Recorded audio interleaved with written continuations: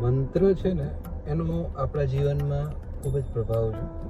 મંત્ર પ્રભાવશાળી હોય છે, જે આપણને પોઝિટિવ વાઇબ્સ, પોઝિટિવ એનર્જી આપણને પ્રોવાઈડ કરે છે.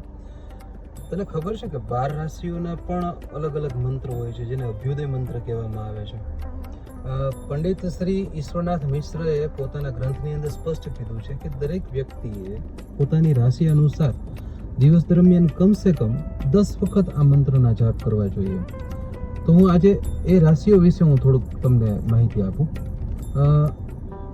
મેષ રાશિના જેટલા જાતકો છે તેઓએ ઓમ હ્રીમ શ્રીમ લક્ષ્મીનારાયણાય નમઃ, ફરીથી બોલું છું, ઓમ હ્રીમ શ્રીમ લક્ષ્મીનારાયણાય નમઃ, આ મંત્રનો દિવસ દરમિયાન ઓછામાં ઓછો 10 વખત જાપ કરવાથી વ્યક્તિના જીવનની અંદર યશ, ધન, લાભ, કીર્તિ, આરોગ્યતા, રોગનો નાશ અને સૌથી મહત્વની વસ્તુ આ સમયનું મનની શાંતિ એ પ્રાપ્ત થાય છે. વૃષભ રાશિના જાતકોએ ઓમ ગોપાલાય ઉત્તર ધ્વજાય નમઃ, ઓમ ગોપાલાય ઉત્તર ધ્વજાય નમઃ, આ મંત્રનો જાપ કરવો જોઈએ. મંત્રના જાપ કરીને આપણે ઈશ્વરને સમર્પિત થઈએ અને આપણા જીવનને સરળ અને સુગમ બનાવીએ. અસ્તુ. હર હર મહાદેવ.